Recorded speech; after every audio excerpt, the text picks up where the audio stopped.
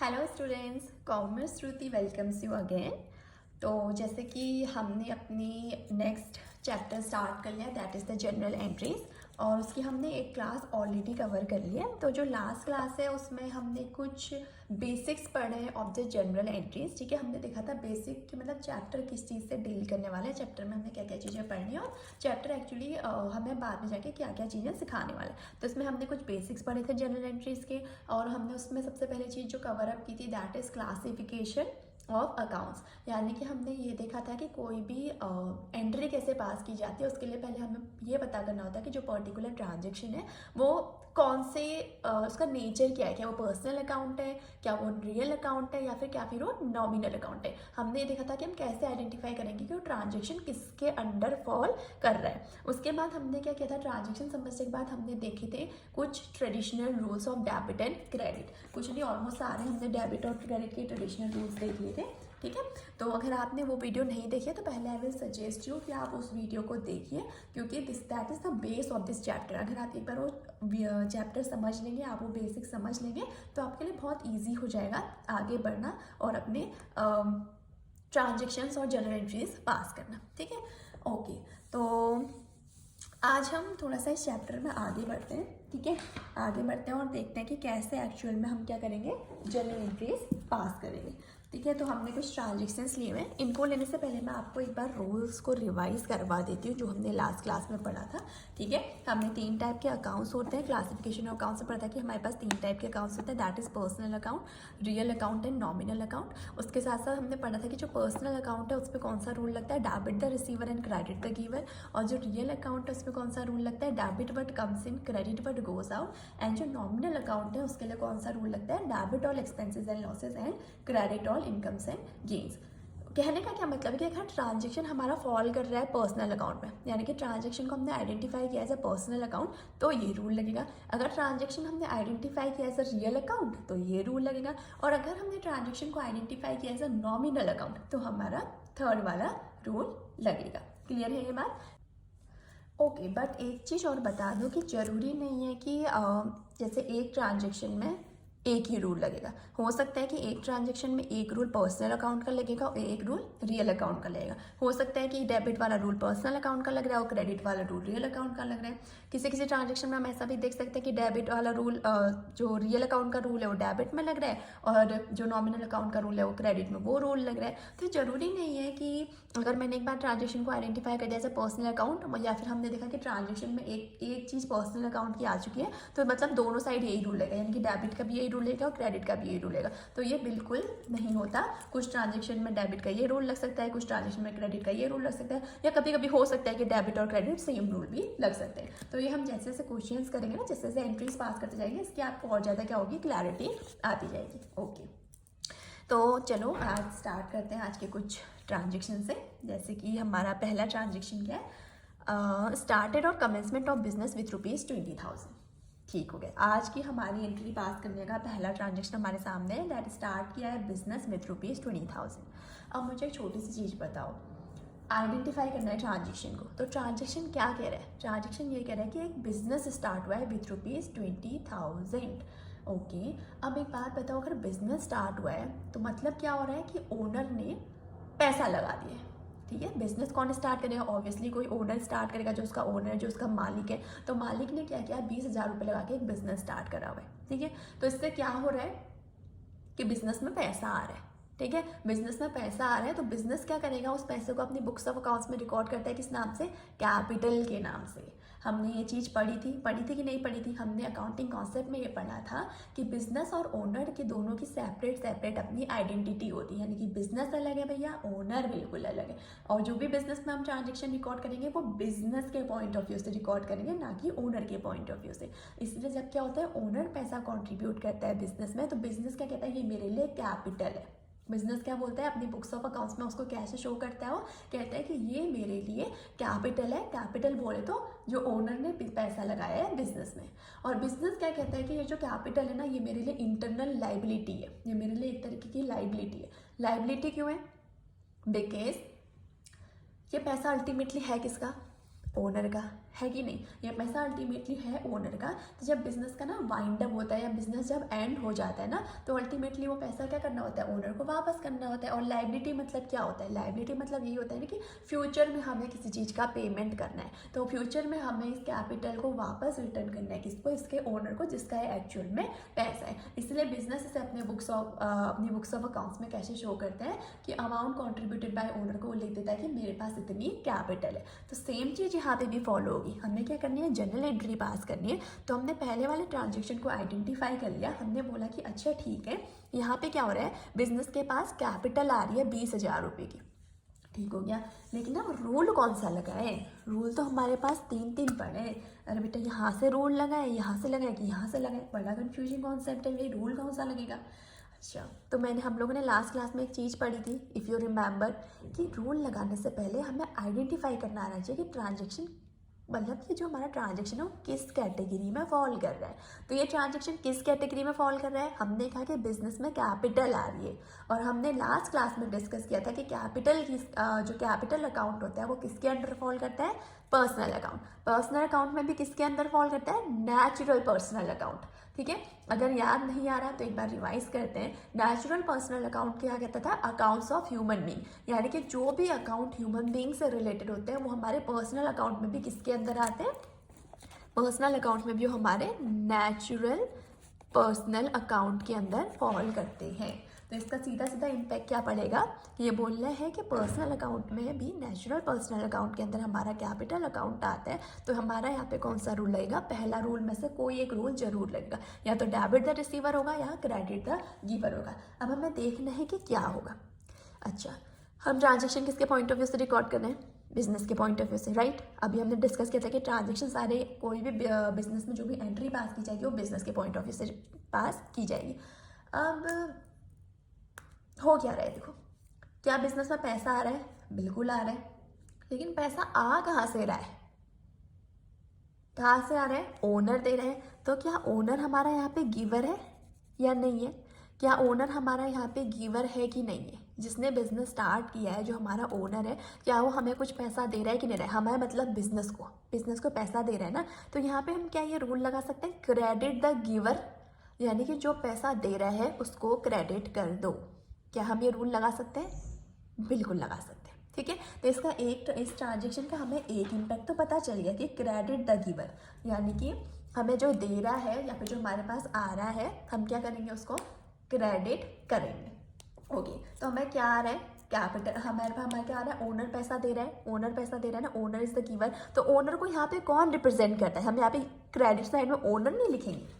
जैसे हमने एंट्री पास करी है, हमने कहा ठीक है owner is the giver, but हम यहाँ पे ट्रांजेक्शन जब भी एंट्री पास करते हैं यहाँ पे ओनर नहीं लिखेंगे, हम क्या लिखेंगे, कैपिटल अकाउंट। क्यों लिखेंगे कैपिटल अकाउंट, क्योंकि हमारा कैपिटल अकाउंट किसको रिप्रेजेंट करता है, ओनर को ही रिप्रेजेंट करता है। तो आई होप आपको ये समझ आया होगा। हमने ट्रांजेक्शन को देखा, ट्रांजेक्शन को आइडेंटिफाई किया, जिससे हमें एक चीज़ तो पता चले कि हमारे पास क्या हुआ, बिजनेस में कैपिटल आ रही है। ठीक हो गया, सिंपल चीज़ थी। अब हमने देखा कि कैपिटल आ रही, तो कैपिटल हमारा पर्सनल अकाउंट में भी नेचुरल पर्सनल अकाउंट में फॉर्म करता है। तो हमने यहाँ पे पर्सनल अकाउंट का एक रूल जो फिट बैठ रहा था इसमें, क्रेडिट द गिवर, वो हमने लगा के क्या कर दिया, टू कैपिटल अकाउंट में इसको क्रेडिट तो कर लिया। चलो छुट्टी नहीं हुई, क्योंकि हमें पता है हर ट्रांजेक्शन का ड्यूअल इम्पैक्ट होता है। अब तो आप लोग भी इतने समझदार हो गए कि आपको भी ये चीज़ याद रहनी चाहिए कि हर ट्रांजेक्शन के भाई दो इम्पैक्ट होते हैं, सिंगल यहाँ पे कुछ नहीं होता है, सब कुछ डबल चाहिए यहाँ पे। ठीक है, तो हमने क्या करा, क्रेडिट तो गिवर तो कर दिया। अब सोचो इसका दूसरा इम्पैक्ट कहाँ पड़ेगा। ठीक है भाई, बिजनेस में कैपिटल तो आई, लेकिन कैपिटल किस फॉर्म में आई है, कैपिटल तो हमने क्यों लिखा, हमने तो कहा कि चलिए एक लाइबिलिटी हमारी बढ़ गई क्योंकि बिजनेस में क्या आया, पैसा आया। तो हमने इस लाइन को तो इग्नोर कर दिया। क्या आया, बिजनेस में पैसा आया, उस पैसे को हमने कैपिटल में भी एडजस्ट किया, बिकॉज उसके पैसे के आने से हमारी एक लाइबिलिटी इंक्रीज हुई थी। लेकिन उस लाइबिलिटी के इंक्रीज होने से पहले बिजनेस में पैसा आया था कि नहीं आया था, जो ओनर 20,000 रुपये दे रहा है, क्या ये कैश फॉर्म में आया है कि नहीं आया है बिजनेस के पास, ऑब्वियस सी बात है, ये 20,000 रुपये बिजनेस के पास कैश फॉर्म में आ रहे हैं, कि नहीं आ रहा है। अब एक बात बताओ, तो ठीक है, एक तो हमने देखा कि इसका एक इम्पैक्ट क्या था, कि मतलब इस ट्रांजेक्शन को आइडेंटिफाई करके एक हमें चीज़ पता चली कि एक तो कैपिटल अकाउंट आ रहा है, और दूसरा अभी हमें पता चला कि हमारे पास बिजनेस में आ तो पैसा ही रहा है ना, यानी कि कैश अकाउंट, कैश आ रहा है बिजनेस में। अब हमने पढ़ा था कि जो हमारे रियल अकाउंट होते हैं ना, इसमें सारे असेट्स आते हैं। कहा था कि नहीं कहा था? तो कैश क्या है? असेट है। कैश असेट है मतलब ये किस कैटेगरी में फॉल करेगा? Real account. मतलब कि अगर एक रूल यहाँ का लग गया है तो डेबिट द रिसीवर वाला रूल यहाँ पे नहीं लग रहा है, ठीक है? यहाँ पे डेबिट द रिसीवर वाला रूल नहीं लग रहा है। यहाँ पे कौन सा रूल लगने वाला है? कैश अकाउंट, क्योंकि हमारा रियल अकाउंट में अंडर फॉल कर रहा है तो हमें यहाँ पे हमारा कौन सा रूल लगेगा? इसका डेबिट का रूल लगेगा। डेबिट का रूल लगेगा। सिंपल सी चीज़ है, देखो, क्योंकि क्रेडिट में तो ऑलरेडी हमें पता है ना क्या आ चुका है, to capital account already credit में आ चुका है, तो मैं देखना है डेबिट में क्या आएगा। तो मैं इसका क्रेडिट तो देखूंगी नहीं, मैं ना इसका क्रेडिट देखूंगी ना इसका क्रेडिट देखूंगी, मैं तो तीनों का डेबिट देखूंगी, क्योंकि मुझे अब डेबिट में क्या आएगा मुझे वो देखना है। क्रेडिट वाला तो हो चुका, एक चीज़ डेबिट होगी, एक चीज़ क्रेडिट, तो क्रेडिट तो हो चुकी कैपिटल, लेकिन डेबिट में क्या आएगा? ठीक है, कैश आ रहा है, रियल अकाउंट के अंदर फॉल करता है कैश, क्योंकि हमारा रियल अकाउंट सारे एसेट्स को कवर करता है रियल अकाउंट, तो कैश हमारा असेट है तो रियल अकाउंट के अंदर फॉल किया। और कह रहे हैं डेबिट व्हाट कम्स इन। क्या ये रूल लग सकता है? सोचो जरा, बिल्कुल लग सकता है। डेबिट व्हाट कम्स इन, यानी कि जो अंदर आ रहा है उसको डेबिट करो। तो अंदर क्या आ रहा है? कैश आ रहा है। तो हमने क्या किया? Cash account debit to capital account. समझ में आई एंट्री की नहीं आई? बहुत इजी वे में समझाने की कोशिश करिए, फिर भी अगर नहीं समझ आता तो आप मुझे बताना, मैं आपको दोबारा से इसे एक्सप्लेन करूँगी, ठीक है? हाँ, तो हमारी इस तरीके से क्या हुआ, हमारी पहली एंट्री का हमें सॉल्यूशन मिल गया। पहली एंट्री क्या बनी हमारी? Cash account debit to capital account. और हमने क्या किया? जो डेबिट था उसको डेबिट के नीचे लिखा, टू कैपिटल अकाउंट क्रेडिट था तो उसको क्रेडिट कॉलम में लिखा। फॉर्मेट बहुत इंपॉर्टेंट है, जैसे मैंने पूरे प्रॉपर फॉर्मेटिंग के साथ अपनी एंट्रीज पास की, आपको एग्जाम में प्रॉपर फॉर्मेटिंग के साथ एंट्रीज पास करनी है। नहीं करोगे तो मार्क्स डिडक्ट होंगे, keep that in mind, okay? ठीक है, अब देखो एंट्री पास कर दी, इतना में क्या हमारा काम खत्म हो गया? बिल्कुल नहीं, हमारा क्या करना पड़ेगा? नरेशन भी लिखना पड़ेगा। और हमने डिस्कस किया था कि नरेशन हमेशा किससे स्टार्ट होता है? बीइंग। तो नरेशन क्या है? Being commencement of business. जब तक आप नरेशन नहीं लिखोगे आपकी एंट्री को इनकम्प्लीट माना जाएगा, और नरेशन नहीं लिखने से भी मार्क्स डिडक्ट होते हैं। तो मेक श्योर पहले आपको एंट्री पास करनी है। डेबिट लिख के आगे डेबिट लिखना है, क्रेडिट के आगे क्रेडिट नहीं लिखते हैं। उसके बाद अमाउंट में डेबिट और क्रेडिट अमाउंट में प्रॉपर उसकी अमाउंट रिकॉर्ड करके लास्ट में क्या करना है? उसका नरेशन लेना है, तब जाके आपकी एक एंट्री क्या होगी? कंप्लीट होगी। आई होप ये एंट्री आपके समझ में आ गई होगी। ओके, नेक्स्ट एंट्री क्या कहती है हमसे? नेक्स्ट ट्रांजेक्शन क्या है? That is goods purchase for ₹5,000। Okay, तो सबसे पहले वही काम फिर से करेंगे, आइडेंटिफाई करेंगे ट्रांजेक्शन की। ट्रांजेक्शन कह क्या रहा है भाई? बिजनेस में हलचल मची है, तो हलचल कहाँ मची है? हुआ क्या है? कुछ नहीं हुआ है भाई, बिजनेस ने गुड्स खरीदे हैं, बिजनेस के पास गुड्स आए हैं। ठीक हो गया भाई। अब गुड्स आए हैं, ओके, तो क्या बिजनेस के पास कुछ आ रहा है? गुड्स आ रहे हैं। गुड्स क्या होता है? एक तरीके का स्टॉक होता है, ठीक है? स्टॉक होता है कि नहीं होता है? स्टॉक होता है। तो बिजनेस में स्टॉक आ रहा है। अब जो हमने पढ़ा था यार, जो ये स्टॉक होता है हमारा, ठीक है, स्टॉक भी फिर से किसके अंदर फॉल करेगा? हमारे पास गुड्स परचेज किया तो मेरे पास कुछ सामान आ रहा है, तो सामान आ रहा है, दैट इज माय असेट ना। असेट है कि नहीं है? तो असेट किसके अंदर फॉल करता है? रियल अकाउंट के अंदर फॉल करता है। तो भाई सिंपल है, एक रूल तो मिल गया भाई कि असेट अकाउंट के अंदर फॉल करता है। असेट अकाउंट कहता है डेबिट वर्ड कम्स इन, क्रेडिट वर्ड गोज आउट। तो भाई कुछ बाहर तो जा नहीं रहा, गुड्स आए अभी, तो पहले मैंने कहा गुड्स आए, इसका एक इम्पैक्ट क्या है कि गुड्स आ रखे हैं। गुड्स आ रखे तो मतलब डेबिट वर्ड कम्स इन, क्या आ रखा है मेरे पास? स्टॉक आए। चलो एक इसका मुझे ट्रांजेक्शन पता चल गया, डेबिट क्या करना है मुझे? वर्ड कम्स इन, यानी कि मुझे स्टॉक को डेबिट करना है, क्योंकि मेरे पास अभी स्टॉक आया, ठीक है। दूसरा इम्पैक्ट क्या पड़ेगा ट्रांजेक्शन में? अगर गुड्स परचेज किए हैं तो कुछ ना कुछ रोकड़ा दिया होगा कि नहीं दिया होगा? खाली फ्री में तो नहीं खरीदा होगा, या तो कैश में खरीदा होगा या तो क्रेडिट में खरीदा होगा, यानी कि या तो पैसा दिया होगा या तो उधार में खरीदा होगा। अब क्योंकि यहाँ पे कुछ नहीं कह रहा है तो मुझे साफ समझ आ गया कि हमारा कैश ट्रांजेक्शन, यानी कि मैंने गुड्स परचेज किए और पैसा दिया हुआ है। तो ठीक है, आया तो मेरे पास क्या? गुड्स आए हैं, और गया क्या है मेरे पास से? कैश गया हुआ है। तो ठीक है, इसके दो इम्पैक्ट क्या थे पता चले ना? इसका दो इम्पैक्ट क्या पड़े? पहला इम्पैक्ट पड़ रहा है कैश पे, दूसरा इम्पैक्ट किस पे पड़ रहा है? स्टॉक पे। कैश आ रहा है यानी कि स्टॉक स्टॉक आ रहे हैं तो स्टॉक बढ़ रहा है, और क्योंकि कैश में पेमेंट करूंगी तो कैश क्या हो रहा है? डिक्रीज हो रहा है। ठीक हो गया। अब लकीली आपके पास एक प्लस पॉइंट है। प्लस पॉइंट क्या है कि दोनों कैश और स्टॉक हमारे रियल अकाउंट है, यानी कि कैश के लिए भी हमें रियल अकाउंट यही का रूल लगाना है और स्टॉक भी हमारे रियल अकाउंट है, एसेट यही का रूल लगाना है। अब वो कहता है debit word comes in and credit word goes out, यानी कि जो अंदर आ रहा है उसको डेबिट करो। तो अंदर क्या आ रहा है भाई, स्टॉक जो बढ़ रहा है वही तो अंदर आ रहा है ना, तो इसको हम क्या करेंगे, डेबिट। समझ में आया ना।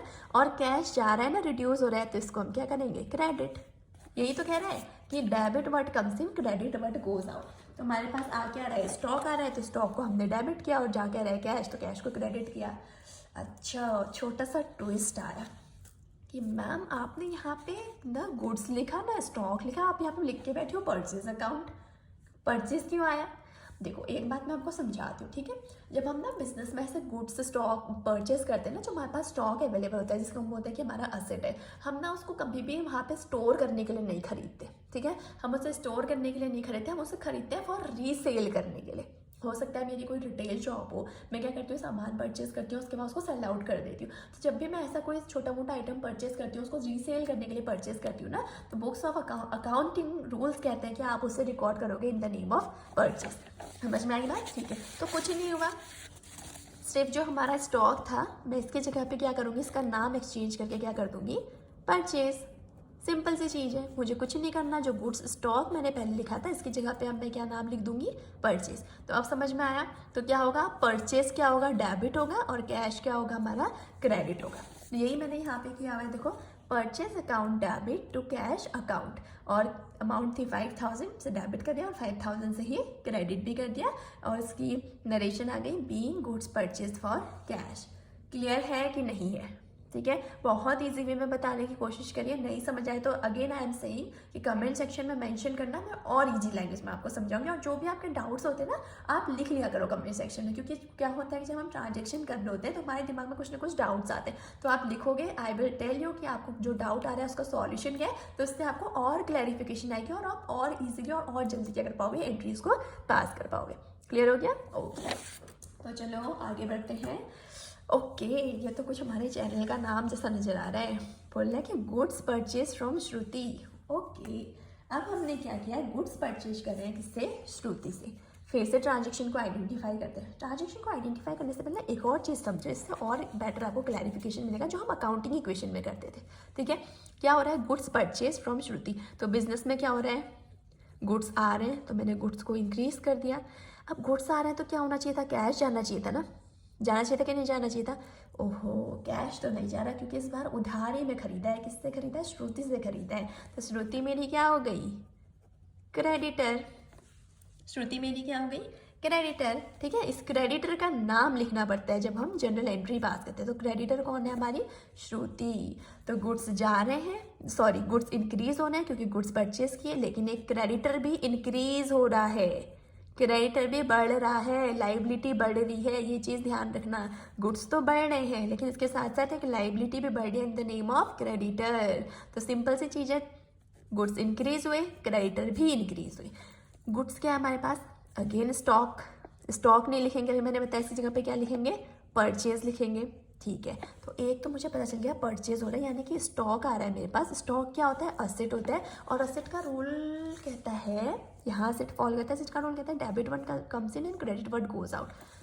ओके, तो क्या ये गुड्स मेरे पास आ रहे हैं, बिल्कुल। तो इसको हम क्या करेंगे, डेबिट, यानी कि कौन सा रूल लगेगा, डेबिट वर्ड कम्स इन। आ क्या रहा है, स्टॉक आ रहा है, तो मैंने इसको क्या कर देना है, डेबिट। गुड्स को डेबिट नहीं करना है, स्टॉक को डेबिट नहीं करना है, किसके नाम से डेबिट करना है, परचेज के नाम से डेबिट करना है। चलो बेटा, एक साइड तो क्लियर होगी, ठीक है। दूसरा इम्पैक्ट क्या पड़ रहा है, दूसरा इम्पैक्ट कह रहा है कि क्रेडिटर आ रहा है, भाई श्रुति आ रही है हमारे पास, क्योंकि श्रुति से उधार में खरीदना है, तो यहाँ पे क्योंकि जनरल एंट्रीज पास करते हैं तो हमें क्रेडिटर का नाम शो करना पड़ता है। ठीक हो गया भाई, अब क्रेडिटर का नाम शो कर रहे हैं, ओके ओके ओके, वेट, किसी पर्सन का नाम आ गया। ये तो हमारा रियल अकाउंट में आ गया था क्योंकि हमारा असेट था, लेकिन यहाँ किसी पर्सन का नाम आ गया, और दूसरा हमारा क्रेडिटर है वो।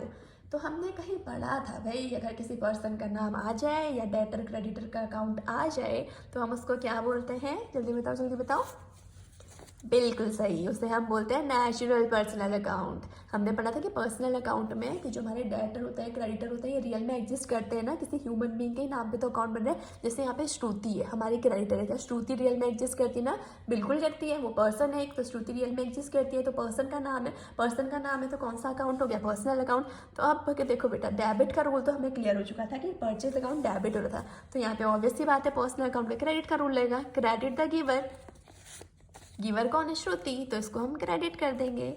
अब देखो बेटा, मैंने पहले बोला था कि एक रूल डेबिट का यहाँ का लग सकता है, यहाँ का लग सकता है, और क्रेडिट का यहाँ का लग सकता है। वही चीज़ हुई, डेबिट का रूल अभी हमारा यहाँ का लगा, लेकिन क्रेडिट का रूल हमारा यहाँ का लगा। तो पहले बहुत मोस्ट इंपॉर्टेंट है कि आप ट्रांजेक्शन को समझो, उसमें क्या कह रहा है। जैसे इसमें क्या कह रहा था कि हमने गुड्स परचेज किए, तो ठीक है, गुड्स आए मेरे पास, और दूसरा क्या हुआ, एक क्रेडिटर आया क्योंकि कैश नहीं गया, लेकिन मेरी एक लाइबिलिटी इंक्रीज हो गई in the name of creditor.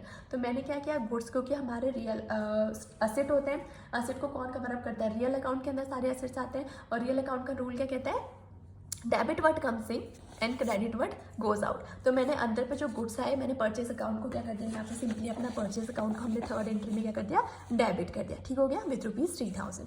अब हमने दूसरा देखा कि इसका इम्पैक्ट क्या होता है, हमारे पास क्रेडिटर आ रहे थे, और क्रेडिटर क्या जो हमारे होते हैं, जो श्रुति किसी पर्सन का नाम आ गया या क्रेडिटर जो भी आ गए, वो हमारे क्या होते हैं, नेचुरल पर्सन होते हैं। और नेचुरल पर्सन का रूल कहता है debit the receiver and credit the giver. तो श्रुति गिवर है ना, श्रुति हमें गुड्स दे रही है ना, तो उसको मैंने क्या कर दिया, क्रेडिट कर दिया विथ ₹3000।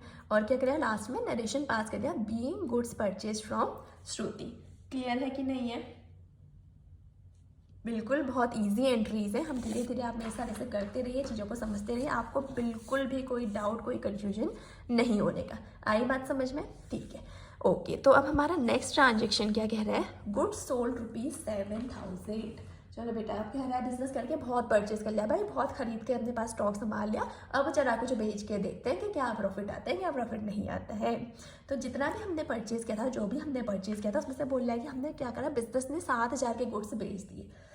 ओके, तो पहले समझते हैं हो क्या रहा है। इस बार जो गुड्स है ना, वो बेचे हैं भाई, बेचे हैं तो भाई बाहर जाएंगे, बाहर जाएंगे मतलब सेल होगा, यानी कि डिक्रीज हो रहे हैं। चल, इतना तो पता चला हमको कि पहला इम्पैक्ट क्या हो रहा है कि गुड्स बाहर जा रहे हैं, गुड्स डिक्रीज हो रहा है, एक चीज़ तो पता चल गया। दूसरा क्या हो रहा है, गुड्स सोल्ड लिखा है, और तो कुछ लिखा नहीं है कि भाई पता कैसे करें कि भाई हमने पैसा लेके दिया है कि उधारी में दे दिया। नहीं, चलो इस बार बिजनेस ने अच्छा काम किया, कोई उधारी नहीं रखी है, उसने कुछ नहीं लिखा, गुड्स सोल्ड लिखा है, तो हम बोलेंगे भाई पैसा मिल चुका है, हमने को पैसा मिल गया है, यानी कि कैश इनक्रीज हुआ है हमारा। बिजनेस से गुड्स गए, तो गुड्स जाने की वजह से हमने सेल किया, तो हमारे पास बिजनेस में पैसा आया। दोनों चीज़ पता चली। और बताओ, लकीली फिर से आपको ज़्यादा इधर उधर दिमाग मारने की ज़रूरत ही नहीं है। गुड्स फिर से हमारा क्या है, असेट, कैश फिर से हमारा क्या है, असेट। तो इतना तो पता चल गया भाई, दोनों में रियल अकाउंट का रूल लगना है, और रियल अकाउंट का रूल क्या कहता है, डेबिट वर्ड कम्स इन, क्रेडिट वर्ड गोज आउट। तो लेकिन इस बार थोड़ी सी डिफरेंस हो रहा है, इस बार गुड्स आ नहीं रहे भाई, गुड्स जा रहे हैं, तो ये क्या होगा हमारा, क्रेडिट। और इस बार कैश आ रहा है हम पे, तो debit word comes in, cash आ रहा है, कैश बिजनेस में आ रहा है तो डेबिट कर दिया, और गुड्स बिजनेस से बाहर जा रहे हैं तो मैंने उसको क्या कर दिया, क्रेडिट कर दिया। ठीक हो गया। अब एक चीज़ याद रखना, जैसे हम परचेज के टाइम पे क्या करते हैं, गुड्स ना लिख के, स्टॉक ना लिख के परचेज लिख देते ना, वैसे ही सेम यहाँ पे गुड्स ना लिख के, स्टॉक ना लिख के हम क्या लिखेंगे, क्या लिखेंगे जल्दी बताओ, सेल्स। अगर यहाँ परचेज लिखे हैं तो यहाँ क्या लिखेंगे, सेल्स। एंट्री क्लियर हुई कि नहीं हुई, समझ में आया ना? क्या हो रहा है, बिजनेस से गुड्स बाहर जा रहा है, गुड्स रिड्यूस हो रहे हैं, बिजनेस में से गुड्स कम हो रहे हैं, और दूसरा क्या इम्पैक्ट क्या पड़ रहा है कि कैश आ रहा है बिजनेस में, यानी कि एक चीज़ आ रही है, एक चीज़ जा रही है, स्टॉक जा रहा है, कैश आ रहा है। इतना तो समझ में आया? ठीक है। दूसरा चीज़ हमने देखा कि ये भी भैया असेट, ये भी असेट, यानी कि दोनों किसके अंदर फॉल कर रहे हैं, रियल अकाउंट के अंदर। तो ज़्यादा दिमाग लगाने की जरूरत ही नहीं है, दोनों रूल किसके लगेंगे, रियल अकाउंट के।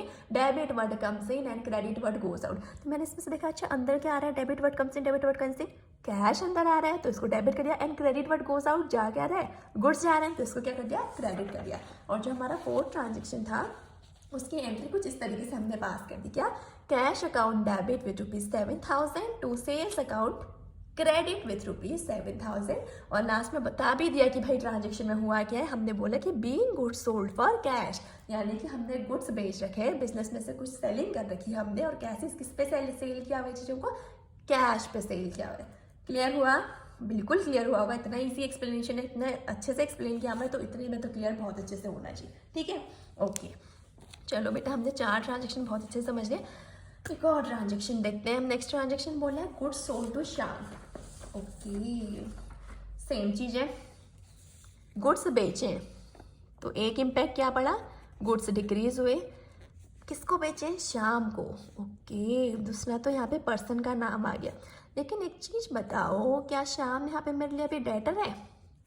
यानी कि मतलब मैंने इसको गुड्स बेचे हैं, लेकिन बेचे हैं लेकिन इसने मुझे अभी तक पैसा नहीं दिया। बहुत गलत इंसान है, बहुत गलत बात है, पैसा देना चाहिए था। लेकिन कोई बात नहीं, चलो उसने पैसा नहीं दिए, देर सवेर कभी ना कभी दे देगा। लेकिन तब तक बिजनेस कह रहा है कि भाई मैं तुझे क्या कहूँगा, तू मेरा डेटर है। डेटर क्या होते हैं फिर से, हमारे एसेट्स, और गुड्स हमारे ऑलरेडी क्या होते हैं, एसेट्स। ठीक है कि नहीं है? एक और चीज़ समझाती हूँ। चलो, हमने क्या करा, गुड्स बेचे, गुड्स रिड्यूस हुए, कैश है, तो हम यहाँ पे अगेन स्टॉक भी नहीं लिखेंगे, गुड्स भी नहीं लिखेंगे, सेल्स लिखेंगे। सेम रूल लगा, सेल्स, क्योंकि रूल क्या कहता है, debit word comes in and credit word goes out. तो ये जा रहा है, इस बार क्रेडिट हो रही है, तो अगेन हमें क्या करेंगे, टू सेल्स कर देंगे यहाँ पे। ठीक है, क्रेडिट साइड पे सेल्स आ गया। अब डेबिट क्या होगा, डेबिट वर्ड कम्स इन, क्या मेरे पास कुछ आया है, डेटर जरूर आया है। ठीक है, एक तो हम इसको ऐसे, देखो तुम इसको ना ऐसे भी समझ सकते हो, जो श्याम है वो मेरा क्या है, डेटर। ठीक है, क्या डेबिट वर्ड कम्स इन कह सकती हूँ मैं इसको, डेटर, मैं श्याम को डेटर कंसीडर करके। डेटर क्या होता है हमारे एक तरीके से रियल अकाउंट में भी कह सकते हैं, एसेट होते हैं। या फिर दूसरा हमने क्या पढ़ा था कि पर्सनल अकाउंट का रूल भी क्या कहता है कि डेटर हमारे नेचुरल पर्सनल अकाउंट होते हैं। क्यों? क्योंकि जो डेटर है, जो हमारा श्याम है, वो नेचुरल पर्सन है कि नहीं है, नेचुरल पर्सन है, वो हमारा एग्जिस्ट करता है। और हमने कहा था डेटर क्या होता है, नेचुरल पर्सनल अकाउंट होते हैं। और एक तरीके से देखा जाए तो डेबिट द रिसीवर वाला रूल भी लगा सकती हूँ, लगा सकती हूँ, नहीं लगा सकती हूँ, क्योंकि उसको गुड्स रिसीव हो रहे हैं ना, जो हमारा श्याम है, क्या उसको गुड्स रिसीव हो रहे हैं कि नहीं हो रहे? जो हमारा श्याम है उसको गुड्स रिसीव हो रहे हैं कि नहीं हो रहे? जो हमारा डेटर होता है ना, वो डेटर हमारा फॉल करता है नेचुरल पर्सन अकाउंट के अंदर। बिकॉज जो हमारा किसी भी पर्सन का नाम जब आ जाता है ना, हमने पढ़ा था कि किसी भी अगर पर्सन का नाम आ जाता है तो हम कहते हैं नेचुरल पर्सन अकाउंट है। अब क्योंकि हमारी क्रेडिट में तो ऑलरेडी हमें पता है कि क्रेडिट की एंट्री हमने पास कर चुके, क्रेडिट में हमारा 2 सेल्स आएगा, हमने ऑलरेडी डिस्कस कर लिया। लेकिन डेबिट में क्या आएगा, तो डेबिट में पर्सनल अकाउंट का रूल लगेगा। ऑब्वियसली बात है कि नेचुरल पर्सन अकाउंट है तो डेबिट द रिसीवर। अब यहाँ क्रॉस चेक भी कर लेती हूँ, क्या श्याम सच में रिसीवर है? ऑब्वियसली है, उसको क्या, वो गुड्स रिसीव कर रहा है, तो वो रिसीवर है कि नहीं है? बिल्कुल है। तो इसीलिए हम इसको क्या करेंगे, डेबिट द रिसीवर। और इसकी एंट्री हम कैसे पास करेंगे, श्याम अकाउंट डेबिट, क्योंकि श्याम हमारा यहाँ पे रिसीवर है, तो हमने रिसीवर को डेबिट किया with ₹4000 to sales account. Sales account को हमने क्रेडिट किया विद ₹4000। हमने डिस्कस कर दिया था कि सेल को हमने क्रेडिट क्यों किया, बिकॉज क्या हो रहा है, गुड्स हमारे बाहर बिजनेस से बाहर जा रहे हैं। और रूल क्या कहता है, एसेट का रूल क्या कहता है, रियल अकाउंट का रूल क्या कहता है, क्रेडिट वर्ड गोज आउट। तो ये चीज़ क्लियर है कि नहीं है? I hope this thing is clear. हमने क्या किया, एंट्री पास करी, एंट्री पास करने के बाद लास्ट में नरेशन लिख दिया, being goods sold to Shyam, और 4000 यहाँ भी आ गया, 4000 सब कुछ हमने कंप्लीट कर दिया। तो हमारी ऐसे 5वीं एंट्री भी क्या हो गई, कंप्लीट हो चुकी है। क्लियर हो गई बात? ठीक है, ओके। तो आते हैं आज की 6ठी एंट्री पे। 6ठी एंट्री क्या कह रही है, नेक्स्ट एंट्री हमसे कह रही है कि हमने फर्नीचर परचेज किया है विद ₹3000। ओके, मतलब हमने क्या किया है, फर्नीचर परचेज किया है विथ ₹3000। पहले समझते हैं क्या हो रहा है। अब तो देखो भाई, तुम लोगों को मुझसे बहुत इजी समझ जाएगा, एंड आई नो कि आप मुझसे बहुत जल्दी अपनी कॉपी पेन पे अपने जनरल एंट्री पास करके बैठ जा रहे होगे। ठीक है, क्योंकि मैंने आपको समझा दिया है क्या करना है, कैसे करना है। तो पहले, सबसे पहले आपको फिर से यहाँ पे क्या करना है, ट्रांजेक्शन को आइडेंटिफाई करना है। बोलना है furniture purchase. Okay okay okay, furniture purchase किया तो बिजनेस में क्या आया, फर्नीचर आया। बिजनेस में फर्नीचर आया मतलब इंक्रीज हुआ। चलो सही है। अब फर्नीचर परचेज किया तो कहीं लिखा नहीं है कि हमने क्रेडिट में किया है, वो कहीं पे यह मेंशन नहीं है कि क्रेडिट में किया है। तो सिंपल सी चीज़ हम इसको क्या अज्यूम करेंगे, कैश में किया होगा। तो फर्नीचर आया, कैश गया। क्या हुआ, फर्नीचर आया, कैश गया, दोनों इम्पैक्ट पता चल गए। और लकीली इस बार भी दोनों क्या है, हमारे असेट्स हैं। असेट्स हैं तो किस में फॉल करेंगे, रियल अकाउंट में। रियल अकाउंट का रूल कहता है डेबिट वर्ड कम्स इन, क्रेडिट वर्ड गोज आउट। तो जो बढ़ रहा है मतलब वो अंदर आ रखा है, तो डेबिट वर्ड कम्स इन और क्रेडिट वर्ड गोज आउट। जो जा रहा है उसको क्रेडिट करो। समझ में आया कि नहीं आया? बिल्कुल समझ में आया होगा। हमारे पास फर्नीचर आ रहे हैं। फर्नीचर क्या है? असेट है। असेट किसके अंदर आता है? Real account. रियल अकाउंट का रूल क्या कहता है? डेबिट वर्ड कम्स इन। तो फर्नीचर बिजनेस में क्या आ रहा है? फर्नीचर आ रहा है, तो मैंने फर्नीचर अकाउंट को डेबिट किया। और फर्नीचर के आने के, फर्नीचर जो मैंने खरीदा उसके बदले मैंने कैश पे किया होगा ना, तो दूसरा रूल कौन सा लग गया? कैश जा रहा है, कैश जा रहा है तो कैश फिर से असेट है। असेट कौन सा होता है? असेट में कौन सा रूल लगता है? रियल अकाउंट का रूल लगता है। तो कहता है क्रेडिट व्हाट गोज आउट। जा क्या रहा है? कैश। तो मैंने इसमें सिंपली क्या लिख दिया? To cash account. समझ में आया? और नरेशन लिख दिया बीइंग फर्नीचर परचेज, और दोनों अमाउंट को डेबिट भी कर दिया और क्रेडिट भी कर दिया। चीज़ें समझ में आ रही है ना? बिल्कुल आनी चाहिए, ठीक है। तो सिंपली से क्या है? सिंपल से पहले क्या करना है? ट्रांजेक्शन को किसी भी आइडेंटिफाई करना है। आइडेंटिफाई कैसे करना है कि अच्छा ट्रांजेक्शन में हो क्या रहा है? फर्नीचर आ रहा है, और हमेशा किसके पॉइंट ऑफ व्यू से सोचना है? बिजनेस के पॉइंट ऑफ व्यू से सोचना बहुत इंपॉर्टेंट है। उसी के पॉइंट ऑफ व्यू से हम सोचेंगे, क्योंकि हमने शुरू में भी बोला कि सारी एंट्रीज किसके पॉइंट ऑफ व्यू से पास होती है? किसके पर्सपेक्टिव से पास होती है? बिजनेस के पर्सपेक्टिव से। हाँ, फर्नीचर परचेज करने का क्या मतलब है? अच्छा बिजनेस हूँ मैं, मेरे पास क्या आ रहा है? फर्नीचर आ रहा है, ठीक हो गया। और फर्नीचर आएगा तो क्या जाएगा? कैश जाएगा। कैश हमेशा ही जाएगा, लेकिन अगर उधारी में खरीदा है तो कुछ टाइम बाद जाएगा, लाइबिलिटी बढ़ जाएगी। लेकिन जाना तो जाना ही है भाई, पेमेंट तो करना ही पड़ेगा। फ्री में तो कोई सामान नहीं देता, फ्री में सामान करके बिजनेस कैसे चलाएंगे भैया? ठीक है, ओके। तो ये था हमारा फर्नीचर परचेज। ओके, अब तो आप लोग प्रो हो चुके हैं, अब तो आप लोग सच में एक्सपर्ट हो चुके हो ऑफ अकाउंटिंग, और आप प्रो हो चुके हो in passing the journal entries as well, ठीक है। तो आज की क्लास का लास्ट ट्रांजेक्शन करते हैं। लास्ट ट्रांजेक्शन क्या करते हैं? Machinery sold. तो बेटा चलो जल्दी से करो। आप मुझसे पहले मैं आपको सजेस्ट करूंगी कि इस वीडियो को पॉज करो और इसकी एंट्री पास करके मुझे कमेंट सेक्शन में बताना कि आपने खुद ये एंट्री पास करी थी कि नहीं करी थी, ठीक है। मशीनरी बेची है हमने, ठीक है भैया, मशीनरी बेची है। मैं बिजनेस हूँ भाई, बिजनेस मशीन बेच रहे हैं। बिजनेस मशीन बेच रहे हैं तो बिजनेस से मशीन क्या हो रही है? कम हो रही है, बाहर जा रही है। अब मशीन के बेचने से क्या बिजनेस पे कैश आएगा नहीं आएगा? पहले देख लेते हैं भाई कैश में बेची कि नहीं बेची, या फिर से उधारी में सामान बेच के आ गए हम लोग। नहीं नहीं, इस बार तो भैया हमने पूरा कैश में बेचा हुआ है। तो कैश में बेचा हुआ है तो क्या मशीन गई और मशीन बेची, तो मशीन के बेचने से पैसा आया। इतना तो पता है ना कि जैसे नॉर्मल दुकान में जाते हो, सामान खरीदने जाते हो, ठीक है, मशीन लेने जाओगे तो क्या करोगे? तुम मशीन खरीद के लाओगे, बदले पैसा दे के आओगे कि नहीं दे के आओगे? पैसा नहीं दे के आओगे तो तुम्हारे बुक अपनी क्या बोलते हैं, वो बही खाता होता है जो तुम्हारा, उसमें क्या करेगा? लिख देगा भाई इस फलाने पर्सन से मुझे इतना पैसा लेना है, उधारी में सामान लेके गया है। तो बिजनेस में यही करता है, कोई बड़ी चीज़ नहीं करता, सिंपल सी चीज़ करता है। बस क्या करता है? एक प्रॉपर वे में करता है, ठीक है। तो बिजनेस मशीन क्या हुआ? बिजनेस में मशीन भी बेचेगी। तो मशीन बेची तो बिजनेस से क्या हो? मेरे पास से मशीन गई हुई है, इसके बदले मेरे पास कैश आया है क्योंकि मैंने कैश में बेचे हैं। तो क्या हुआ? मशीन डिक्रीज हुई और कैश इंक्रीज हुआ। लकीली इस बार भी ये दोनों क्या है हमारे? मशीन क्या है बिजनेस के लिए? असेट है, और कैश भी क्या है? बिजनेस के लिए असेट है। तो फिर से ये किस अकाउंट में फॉल करेगा? रियल अकाउंट में फॉल करेगा। अब देखो बेटा, अगर तुम्हें यही पता करना नहीं आता कि फर्नीचर क्यों असेट है, कैश क्यों असेट है, मशीन असेट होती है, कैश असेट होती है, तो ये चीज़ आपको सीखनी पड़ेगी। अगर आपको ये नहीं आएगा, आपको बेसिक ही नहीं पता होगा क्या हमारे असेट्स हैं, क्या मेरी लाइबिलिटीज़ हैं कि नहीं हम असेट्स बोलते हैं, क्या हमारे करेंट असेट्स होते हैं, क्या फिक्स असेट्स होते हैं, तो कौन से हमारे लिक्विड असेट्स कहलाते हैं, कि लाइबिलिटी कितने टाइप्स की होती है, क्या होती है करेंट लाइबिलिटी हमारी, क्या होती है, ठीक है।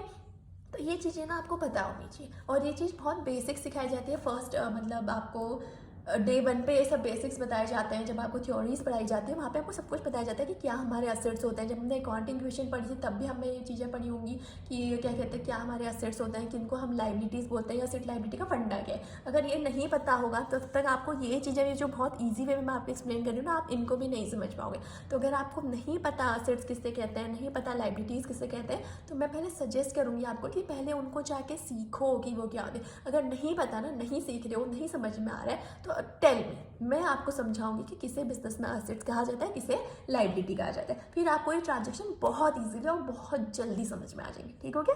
ठीक है, तो वापस आते हैं ट्रांजैक्शन में, जिसमें हमने क्या बोला? Machinery sold. हमें दोनों चीज पता चल गई, मशीनरी जा रही, कैश आ रहा है। दो ही इंपैक्ट होते हैं भाई, तीसरा कुछ नहीं हो रहा है। मशीन जा रही, कैश आ रहा है, कोई बीच में कोई तिगड़म बिगड़म नहीं हो रही है। सिंपल से मशीन गई, कैश आया, सिर्फ दो इंपैक्ट, ड्यूअल इंपैक्ट, बस, ठीक है। और हमने फिर पता कि ये दोनों के दोनों असेट है, असेट इसमें फॉल करते हैं, रियल अकाउंट में फॉल करते हैं। तो रूल कौन सा लगेगा? Debit what comes in and credit what goes out. तो डेबिट व्हाट कम्स इन क्या आ रहा है हमारे पास? जो बढ़ रहा है ऑब्वियसली वही आ रहा होगा। तो कौन आ रहा है? कैश आ रहा है। और कौन जा रहा है? मशीन जा रही है, ठीक है। एंट्री भी देख लेते हैं। 7 थी, लास्ट एंट्री थी, कैश आ रहा है। हमने देखो सेम चीज, मैं कुछ अलग नहीं बता रही हूँ, गलत नहीं कर रही हूँ, देख लो अच्छे से क्रॉस चेक कर लो। कैश आ रहा है, कहा था ना कैश को डेबिट करना है, तो देखो कैश अकाउंट डेबिट विथ ₹12,000। और मैंने कहा मशीन जा रही है, मशीन क्या हो रही है, डिक्रीज हो रही है, मतलब मशीन जा रही है, तो credit word goes out, credit लिखा था तो यहाँ क्रेडिट ही किया है टू मशीनरी अकाउंट विथ ₹12,000। और लास्ट में नरेशन लिख दिया बीइंग मशीनरी सोल्ड। क्लियर हो गया? ठीक है, तो आज हमने ना बहुत कुछ बेसिक ट्रांजेक्शन्स देखे ऑफ जनरल एंट्रीज, ठीक है, उसमें कुछ हमने 7 ट्रांजेक्शन्स कवर अप किए और इसका ये प्रॉपर सॉल्यूशन है, ठीक है। तो हमारे जो भी आज के हमने ट्रांजेक्शन्स किए हुए हैं उनका सॉल्यूशन भी हम ये है, एक बार आप चाहो तो इसको मतलब मैं आई विल सजेस्ट कि आप जितनी भी हम ट्रांजेक्शन जितनी भी एंट्रीज पास करें ना, आप उनको नोट करते जाओ, ठीक है।